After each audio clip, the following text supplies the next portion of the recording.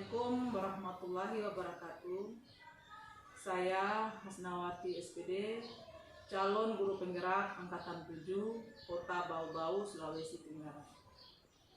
Di samping saya ada Ibu Gusti Ayu Ernawati.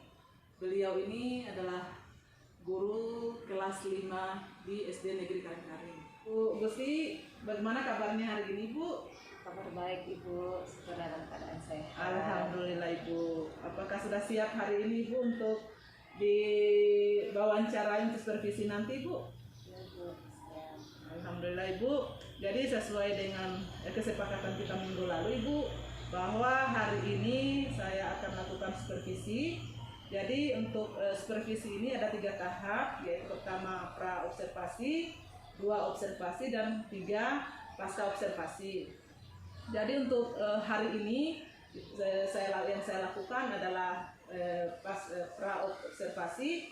Jadi untuk pra observasi ini tujuannya untuk mengetahui sampai di mana kesiapan ibu sebelum masuk dalam kelas. Ya. Jadi tujuan supervisi di kelas ini ibu tujuannya itu untuk mengetahui dan mengevaluasi proses pembelajaran yang akan ibu ajarkan nanti di kelas. Ya. Jadi kira-kira untuk pra observasi ini yang akan ibu bawakan materi apa dan tujuannya untuk mencapai materi tersebut seperti apa itu? Terima kasih Bu. Materi yang akan saya bawakan saat Ibu supervisi nanti adalah materi IPA kelas 5. Materinya materi perubahan wujud zat. Adapun tujuan pembelajarannya yaitu peserta didik dapat menganalisis perubahan wujud zat atau benda yang terjadi dalam kehidupan sehari-hari. Ya. Jadi materi yang akan ibu ajarkan nanti itu pelajaran IPA. Ya. Materinya tentang perwujudan beberapa benda zat, perubahan wujud zat, untuk pengembangan area pencapaian tujuan pembelajaran akan ibu ajarkan nanti. Terima kasih Bu. Area pengembangan dalam pembelajaran kali ini saya bedakan menjadi 2. Yang pertama area pengembangan pengetahuan, di mana dalam proses pembelajaran ini setelah kita ajarkan materinya, anak-anak bisa mengetahui atau bisa menjawab soal dengan benar tentang perubahan materi, tentang perubahan wujud zat yang terjadi dalam hidup mereka sehari-hari. Kemudian dalam area pengembangan keterampilan di sini kami mengadakan percobaan, yaitu percobaan membuat gulali. Dari percobaan itu Bu, kami membuat perubahan wujud zat dari benda padat menjadi benda cair. Gula dipanaskan sehingga membentuk gulali. Jadi dari proses tersebut kita lihat keterampilan siswa. Bagus, menarik sekali Bu. Jadi strategi area pengembangan yang akan ibu terapkan nanti di kelas itu ada 2, yaitu pengetahuan dan keterampilan. Strategi untuk rencana strategi yang akan ibu lakukan nanti saat proses pembelajaran itu, modelnya seperti apa, metode dan media yang akan diterapkan nanti di kelas seperti apa? Metode atau strategi yang saya gunakan untuk mencapai tujuan tadi yaitu pembelajaran berdiferensiasi yang diintegrasikan dengan kehidupan sosio dan emosional siswa, di mana dalam pembelajaran berdiferensiasi ini didasarkan atas kebutuhan peserta didik. Di mana peserta didik kita kelompokkan menjadi 3. Yang pertama, peserta didik dengan kecenderungan visual, yaitu anak-anak yang cenderung menangkap sesuatu melalui gambar. Jadi mereka kita gunakan metode pembelajaran yang lebih banyak menggunakan gambar. Kemudian anak-anak yang mempunyai kecenderungan auditori atau yang lebih cepat menangkap sesuatu melalui pendengaran, kita siapkan video-video pembelajaran. Jadi mereka bisa mendengar apa yang disampaikan sehingga materi yang kita sampaikan lebih cepat dipahami oleh mereka. Kelompok yang ketiga ada anak-anak kinestetik, yaitu anak-anak yang aktif, yang banyak bergerak, Ini mereka tidak bisa kita ajak hanya duduk diam di tempat dan menulis. Mereka kita libatkan langsung, itu dengan bergerak mendemonstrasikan perubahan zigzag yang ada sehingga mereka cepat memahami materi yang kita sampaikan. Metode yang saya gunakan adalah blended learning. Model pembelajarannya ada tanya jawab, ada penugasan, juga ada kita melakukan percobaan itu. Kemudian sarana dan prasarana yang saya gunakan adalah laptop, LCD, video pembelajaran, gambar, dan juga benda-benda konkret seperti es batu, lilin, dan juga gula yang kita akan buatkan percobaan tadi. Mungkin itu saja, Bu. Oh iya, jadi menarik sekali Ibu ya. Dari berbagai macam strategi tadi, Ibu kira-kira apa yang Ibu dapatkan setelah kita adakan percakapan tadi? Jadi dari percakapan yang kita sudah lakukan ini, terus dari bimbingan juga yang diberikan dalam pembuatan RPP ini, banyak hal yang bisa saya peroleh. Yang pertama tentunya saya lebih memahami langkah-langkah yang akan saya lakukan dalam pembelajaran di kelas nanti. Yang kedua, saya tentu lebih mempersiapkan alat-alat peraga yang akan digunakan, baik video pembelajarannya, alat-alat peraganya maupun benda konkret yang akan kami gunakan dalam proses percobaan nanti. Ibu, terima kasih. Ibu, terima kasih juga Ibu. Jadi sebelum kita akhiri, barangkali Ibu saya boleh tahu Ibu kapan kira-kira ada waktunya Ibu untuk kita lakukan observasi dalam kelas? Mungkin sudah bisa besok, Bu. Besok. Ya. Barangkali sudah siap barangkali untuk besok itu. Iya. Kali cukup untuk percakapan kita hari ini Ibu. Terima kasih banyak sudah membantu. Iya. Selamat siang Ibu. Sama Bu, terima kasih atas bimbingannya. Ya, demikian percakapan saya dengan Ibu Ayu. Mudah-mudahan besok dalam observasi nanti lebih mantap lagi. Itu saja. Wassalamualaikum warahmatullahi wabarakatuh. Selamat pagi anak-anak. Pagi, Bu. Bagaimana kabar kalian hari ini? Baik. Ya, syukurlah. Sebelum kita belajar, ketua kelas silakan berdoa dulu. Teman-teman, sebelum kita belajar, marilah kita berdoa menurut agama dan kepercayaan kita masing-masing. Berdoa dimulai.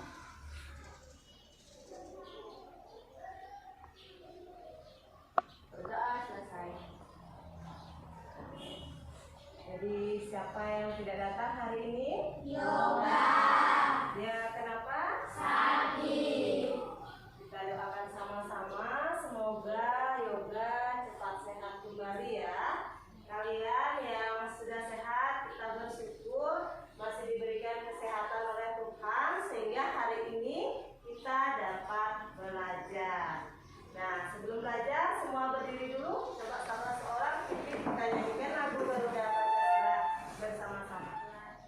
Garuda Pancasila, akulah pendukungmu. Maju, maju. Oke, tepuk tangan semuanya. Nah, sekarang Ibu mau lihat konsentrasi kalian sebelum belajar. Jadi saat Ibu guru suruh pegang kepala, kalian sentuh kepalanya ya. Saat Ibu guru kasih tahu pegang hidung, sentuh hidung. Tapi kalau Ibu bilang kepala, jangan dipegang. Hanya didekatkan ya, jangan dipegang. Tapi kalau Ibu guru bilang hidung, jangan dipegang. Kalau ada kata pegang, jangan dipegang. Bisa dipahami? Bisa. Oke, siap. Konsentrasi semua. Pegang mata. Semua pegang? Ya. Pegang hidung. Pegang kepala. Hidung. Oke, tepuk tangan semuanya. Sudah semua berkonsentrasi dan siap untuk belajar pada hari ini. Pada minggu sebelumnya kita sudah belajar tentang benda padat, benda cair, dan gas. Ada yang masih ingat apa contoh benda padat? Batu. Betul sekali, Sinta. Meja. Oke. Benar ya, berarti masih diingat materinya. Kalau contoh benda cair apa? Ya, itu. Tepuk tangan sekali lagi. Nah, kalau pada minggu lalu kita sudah belajar benda padat cair gas, maka pada hari ini kita akan belajar tentang perubahan wujud zat dalam kehidupan sehari-hari. Jadi, dengan pembelajaran kita pada hari ini, kalian dapat menganalisis perubahan wujud zat yang terjadi dalam kehidupan sehari-hari. Jadi materi kita perubahan wujud benda, Ibu jelaskan dulu sedikit. Kalian perhatikan dulu gambar yang ada di depan. Perubahan wujud zat ada berbagai macam. Yang pertama, sesuai dengan gambar yang kalian lihat di sini, membeku. Membeku adalah perubahan wujud zat dari cair menjadi padat, ya. Contohnya, air yang kita simpan di dalam freezer, dia akan berubah menjadi es batu. Ini kira-kira gambarnya seperti ini. Kemudian ada yang namanya mencair. Es batu yang tadi kita simpan di udara terbuka akan berubah menjadi air. Jadi mencair adalah proses perubahan wujud benda dari padat ke cair. Ada juga yang namanya mengkristal, yaitu perubahan wujud zat dari gas ke padat. Itu pada proses pembuatan garam. Bisa dipahami penjelasannya Ibu Guru? Bisa. Sudah diperhatikan gambar ini ya? Ya, oke. Untuk lebih memahami lagi, Ibu Guru akan tampilkan sebuah video. Silakan kalian simak. Setelah ini kita diskusikan bersama ya. Sebaliknya, perubahan cair menjadi padat disebut dengan membeku. Perubahan yang lain, perubahan benda dari cair menjadi gas disebut dengan membuat. Sebaliknya, dari gas menjadi cair disebut dengan membuat. Mengkristal. Kristal adalah peristiwa perubahan dan Tayangan video dan juga penjelasan Ibu Guru. Jadi sebelum Ibu kasih pertanyaan atau soal tugas-tugas kepada kalian, kita ingat kembali ya. Nah, apa tadi yang namanya mencair? Ada yang masih ingat? Ya, Sepri. Mencair adalah perubahan wujud benda padat ke cair. Betul sekali. Tepuk tangan untuk Sepri. Jadi setiap kelompok sudah Ibu bagikan lembar kerja sesuai dengan kemampuannya masing-masing. Oke. Sekarang kita mulai dari kelompok 1. Ya. Kalian menjodohkan soal yang ada. Jadi kalian jawab pertanyaannya ini pilihan ganda.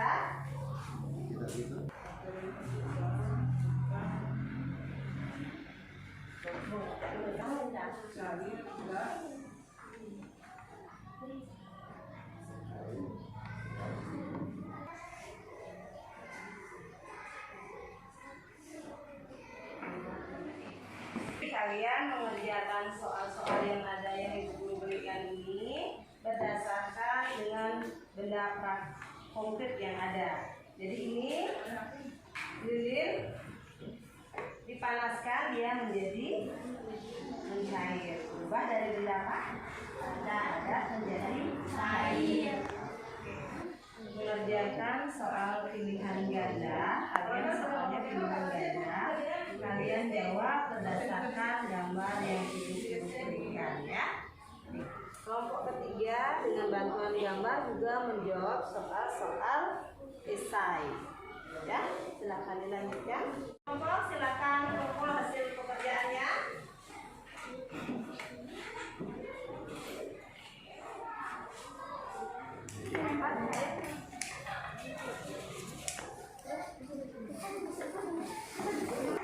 Dulu dia menyala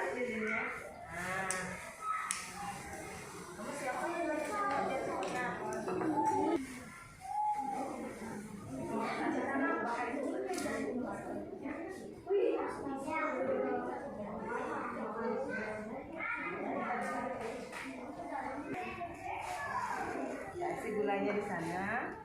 Oke, sedikit aja, sudah cukup. Nah, dipanaskan di sana. Jadi ini proses perubahan benda dari padat ke cair mencair. Kemudian dari cair ke padat lagi yang disebut dengan nama ya. Diaduk ya, sambil diaduk ya, tapi kasih di nah, sudah cair gulanya, silakan dituang. Nah, itu berubah dari gula, berubah dari benda padat menjadi benda cair setelah dilelehkan ya. Sebentar gulalinya ini dari benda cair dia memadat menjadi gulali. Itu namanya membeku padat dari cair menjadi padat. Enak? Gimana hasilnya, enak? Nah, soal ini kalian menjawab titik-titiknya ini. Langsung ditulis di situ. Kemudian kalian yang auditori sebentar, kalian maju satu persatu, jelaskan di depan apa soal yang ada di sini. Kemudian kalian yang kelompok ketiga yang minus titik, kalian maju ke depan, kalian praktekkan seperti apa itu mencair dan membeku ya. Mencair gimana? Kau bisa menjelaskan, Mai? Ya. Hari ini saya akan menjelaskan tentang mencair adalah perubahan wujud benda padat menjadi cair. Contohnya lilin yang meleleh saat dinyalakan. Terima kasih. Wujud adalah perubahan wujud benda padat menjadi benda gas. Contohnya kapur barus. Lama kelamaan disimpan di udara terbuka akan menjadi gas. Ya, tak habis dia ya. Oke, tepuk tangan ukur. Cair adalah perubahan wujud zat dari benda padat menjadi benda cair. Contohnya seperti lilin ini. Lilin jika dinyalakan lama kelamaan akan mencair. Oke, beri tepuk tangan. Jadi sesudah belajar pada hari ini, kesimpulan materi kita adalah benda padat cair gas tadi bisa berubah wujud ya, dari padat ke cair, dari cair ke padat, dari padat ke gas, begitu juga sebaliknya ya. Jadi materi ini sangat berguna dalam kehidupan kita sehari-hari. Bagaimana? Kalian sedang belajar hari ini? Senang. Bagian mana yang paling kalian senangi dalam pembelajaran kali ini? Oke, bagus sekali kembali ya. Itu sangat bagus. Dan itu kalian sudah langsung belajar, langsung menikmati hasilnya. Tapi sebentar jangan lupa buat gosok gigi. Nah, jadi sebelum Ibu Guru akhiri materi kita pada hari ini, jadi materi perubahan wujud zat kita sudah selesai.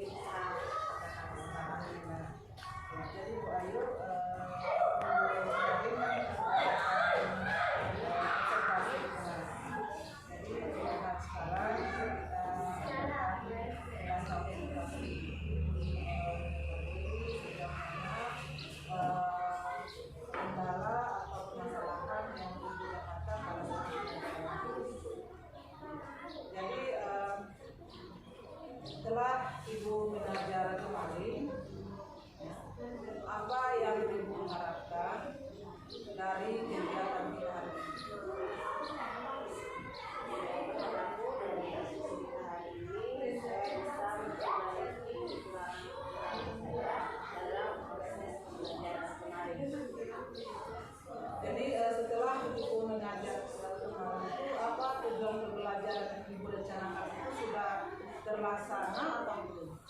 Secara umum sudah ya, walaupun masih ada beberapa yang belum terlaksana secara maksimal. Masih ada 1-2 siswa, beberapa siswa itu yang belum memahami materi dengan optimal.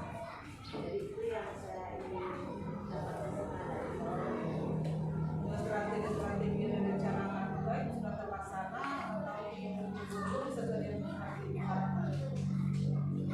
masih ada hal-hal yang perlu diperbaiki dari yang sudah dilakukan kemarin.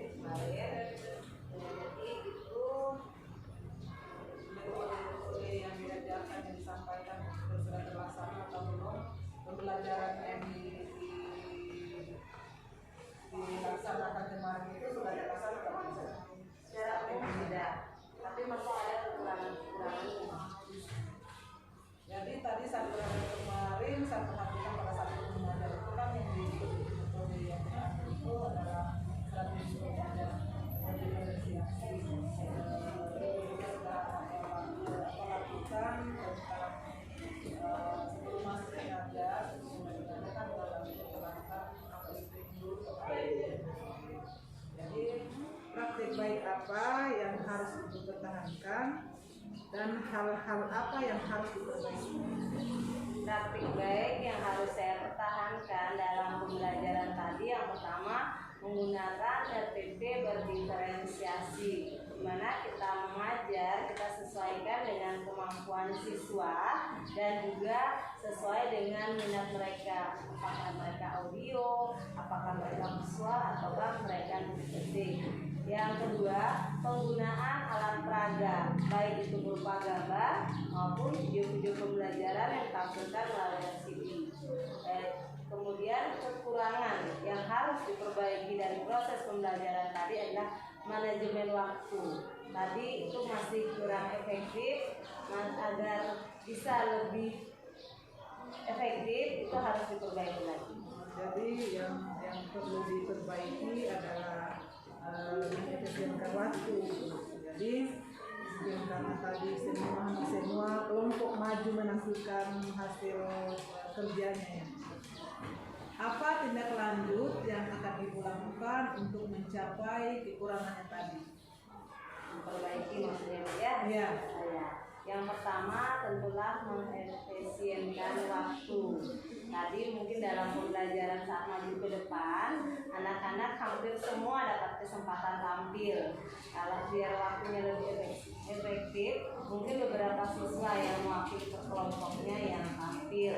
Dan kalau tadi soalnya agak banyak, mungkin bisa dikurangi. Yang berikutnya saya juga tentu belajar lagi Bu. Belajar baik dari teman sejawat, dari ibu kepala sekolah, ataupun melalui kegiatan-kegiatan KKNG yang dilakukan di sekolah maupun di luar lingkungan sekolah. Kira-kira siapa saja yang ibu butuhkan untuk yang dapat memberikan motivasi buat ibu? Yang pertama ibu kepala sekolah, berikutnya mungkin rekan sejawat terdekat yang ada di sekolah.